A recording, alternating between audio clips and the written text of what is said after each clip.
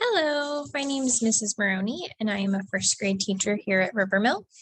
I'm going to be reading chapter 12 and chapter 13 tonight. Chapter 12.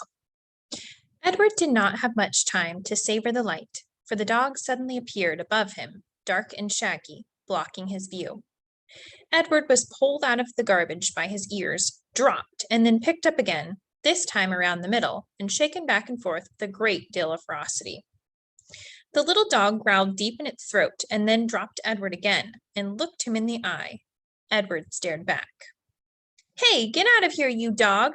It was Ernest, king of garbages and therefore king of the world. The dog grabbed Edward by his pink dress and took off running. "That's mine! That's mine! All garbages is mine!" Ernest shouted. "You come back here!" But the little dog did not stop. The sun was shining and Edward felt exhilarated. Who, having known him before, would have thought that he could be so happy now, crusted over with garbage, wearing a dress, held in the slobbery mouth of a dog, and being chased by a madman? But he was happy. The dog ran and ran until they reached a railroad track. They crossed over the tracks, and there, underneath a scraggly tree in a circle of bushes, Edward was dropped in front of a large pair of feet. The dog began to bark. Edward looked up and saw that the feet were attached to an enormous man with a long, dark beard. "What's this, Lucy?" said the man. He bent and picked up Edward. He held him firmly around the middle. "Lucy," said the man, "I know how much you enjoy rabbit pie." Lucy barked. Yes, I know. Rabbit pie is a true delight, one of the pleasures of our existence." Lucy let out a hopeful yip. "And what have we here? What have you so graciously delivered to me is definitely a rabbit. But the best chef in the world would be hard-pressed to make him into a pie." Lucy growled. "This rabbit is made of china, girl." The man held Edward closer to him. They looked each other in the eye. "You're made of china, aren't you, Malone?" He gave Edward a playful shake. "You are some child's toy, am I right? And you have been separated somehow from the child who loves you." Edward felt again the sharp pain in his chest. He thought of Abilene. He saw the path leading up to the house on Egypt Street. He saw the dusk descending and Abilene running toward him. Yes, Abilene had loved him. "So, Malone," said the man. He cleared his throat. "You are lost. That is my guess. Lucy and I are lost too." At the sound of her name, Lucy let out another yip. "Perhaps," said the man, "you would like to be lost with us. I have found it much more agreeable to be lost in the company of others. My name is Bull. Lucy, as you may have surmised, is my dog. Would you care to join us?" Bull waited for a moment, staring at Edward. And then, with his hands still firmly around Edward's waist, the man reached one enormous finger up and touched Edward's head from behind. He pushed it so it looked as if Edward were nodding his head in agreement. "Look, Lucy, he's saying yes," said Bull. "Malone has agreed to travel with us. Isn't that swell?" Lucy danced around Bull's feet, wagging her tail and barking. And so it was that Edward took to the road with a hobo and his dog. So the question for chapter 12 is, what is the name of the dog that rescues Edward from the dump? All right, chapter 13. They traveled on foot. They traveled in empty rail cars. They were always on the move. "But in truth," said Bull, "we are going nowhere. That, my friend, is the irony of our constant movement."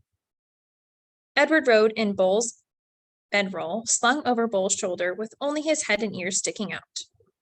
Bull was always careful to position the rabbit so that he was not looking down or up, but was instead forever looking behind him at the road they had just traveled. At night, they slept on the ground under the stars.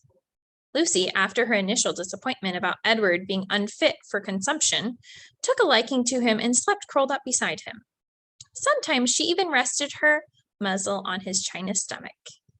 And then the noises she made in her sleep, whimpering and growling and chuffing, resonated inside Edward's body. To his surprise, he began to feel a deep tenderness for the dog. During the night, while Bull and Lucy slept, Edward, with his ever-open eyes, stared up at the constellations. He said their names, and then he said the names of the people who loved him.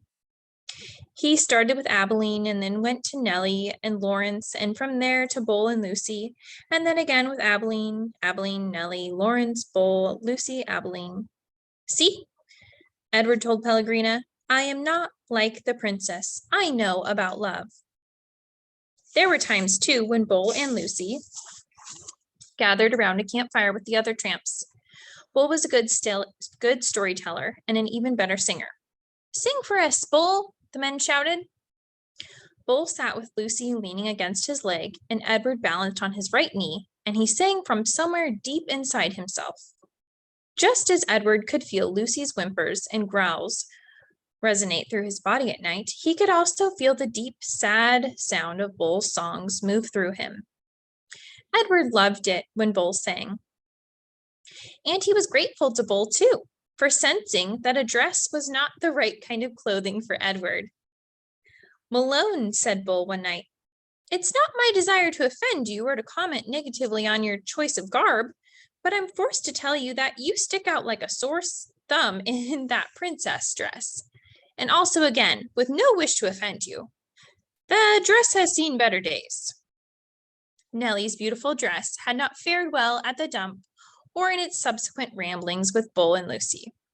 It was so torn and dirty and full of holes that it barely resembled a dress anymore. I have a solution, said Bull, and I hope that it meets with your approval.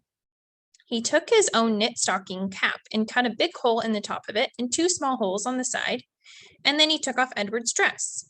Look away, Lucy, he said to the dog. Let's not embarrass Malone by staring at his nakedness. Bull slid the hat over Edward's head and pulled it down and poked his arms through the smaller holes. There you go, he said to Edward. Now you just need some pants. The pants Bull made himself, cutting up several red handkerchiefs and sewing them together, so that they formed a makeshift covering for Edward's long legs. Now you have the proper outlaw look, said Bull, standing back to admire his work. Now you look like a rabbit on the run. All right, that's the end of chapter 13. It was so fun reading with you tonight. I hope you enjoyed that.